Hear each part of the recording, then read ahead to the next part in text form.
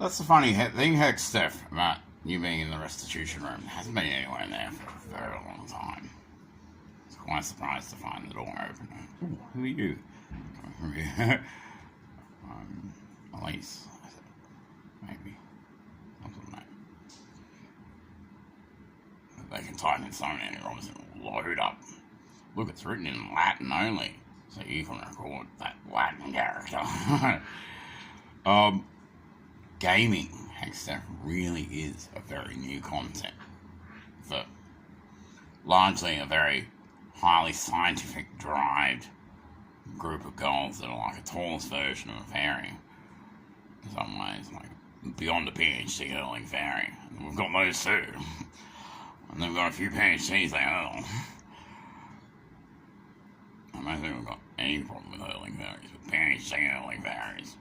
That's the funny thing, Hextech, you're probably the same. We'll check this, so I haven't checked. Maybe something you can look up if you haven't got any books on Wicca. For me, Hextech, if I look at even a Wicca book here, the good fairies look ugly.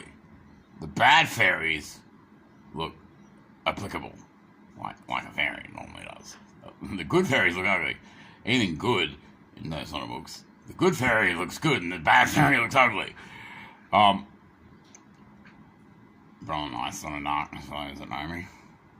These days. That's the funny thing about enhancement honey with enchantment honey up the top. Originally, when I inherited this role, we got something called the Temple of Thought, which is an extremely large structure that sits in ruins now. Because a demolition party happened there. And it was great to know I don't have to have such a large structure for it. That means I could actually implement my own family honey, which I've always had, and it's a mammoth structure. It's, like 20 days walk across inside where only nobles and their staff, the saliva test can enter. Try and go there, you just get ejected straight away. You don't pass the enzyme test in your saliva. The nanites and things in the air that does that. And gaming for us, Hextech, was always sort of looking at large statistics in immersions, environments, and all that sort of stuff. Like, you even find for me here, I've been occupying my time writing open source in the very early days of computing, the furthest edge architecture goes to that most people don't even develop to before they go to quantum mechanics and quantum computing, carpet computing. And gaming was a very new concept. I didn't really enjoy the first-person immersion shooters because I've had a lot of military time and I've got war traumas and stuff. I know the military girls love it. The one I loved, because it made my nemesis fat, I don't think she knows what it was, I got to be Pac-Man with the immersion where you get to go around and be Pac-Man. Can you get the door, please?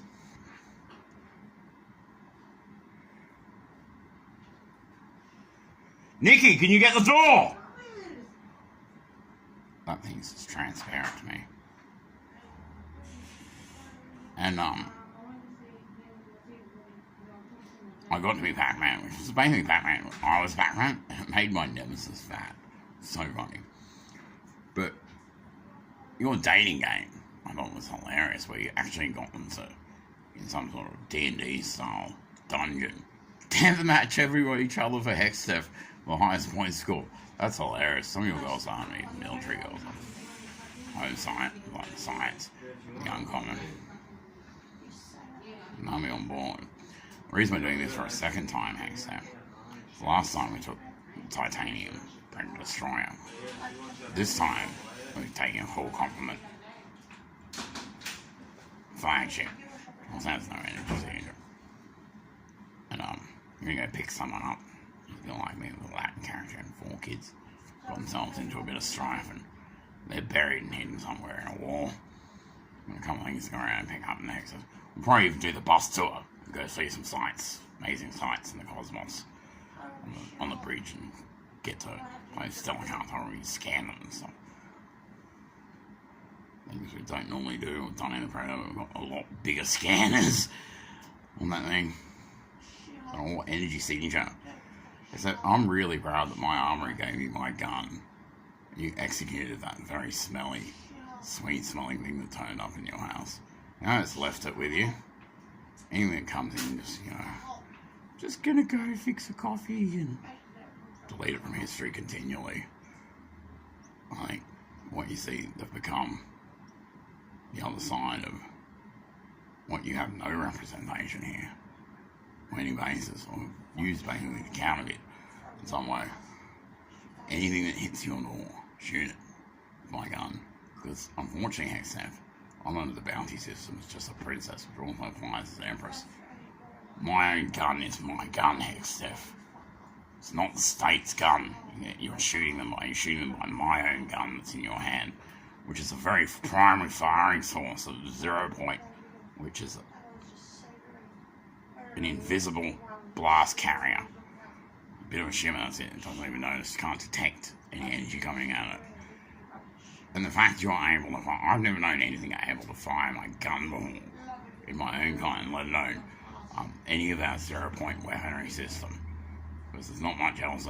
So, wherever they're putting you in this, you're like some sub-peer, some peering in me anyway. That's why it's not the little keyring one I gave you yourself to put in the armory. Most of us use, because it looks basically like a car keyring. Zapper does pretty much the same damage, except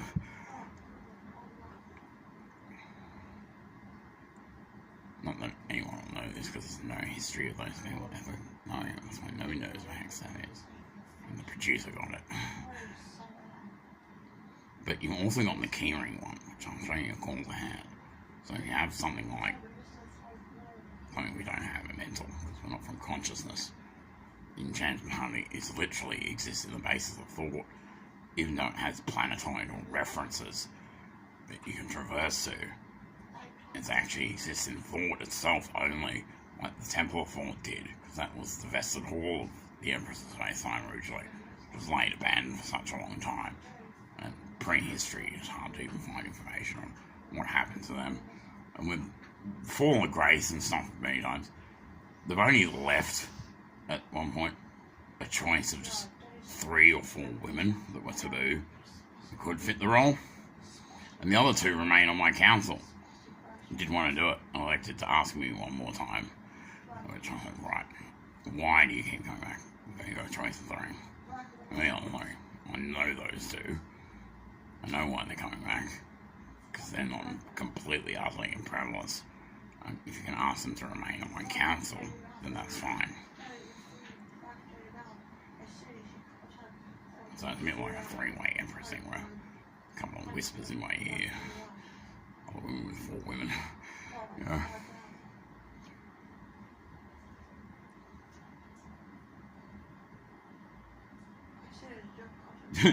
He said, do us to the real estate when it comes around about rent. So history in the house of the owner. It's the real estate building. It's real estate. It's real dead people's property estate. That's the undead word real, not in real for in living. Thank you, undead version. So pretty soon, we're going to be out of here. They're just fitting the last compliment and crew. Alright, so hold tight. You know this voice, even though I haven't seen me chuck a guy. It's very unusual to actually get me to be able to stand like a guy. Normally when I stand like a guy, I have a problem, like, not receiving, not women, normally. And like most of my women with this thing, this prenuptial managed to do with Alicia here, all the other gremlin girls that have got no match, single scribble turned up, it's quite young, they get to marry their own daughter. So it looks like all the gremlins, apart from the odd couple that won the death match, there's an odd number where we know getting to death match each other for Hextef or others. The gaming was really new to us still. It's my wife's new quarantine introducing conceptualization foreign to us, like gaming. But I think the most hilarious game is this one I play called I Got to Be Pac-Man, she wrote. In immersion, we go to immersion, you're Pac-Man, going around the Pac-Man thing. Makes people fat when I do it. Like, this stuff.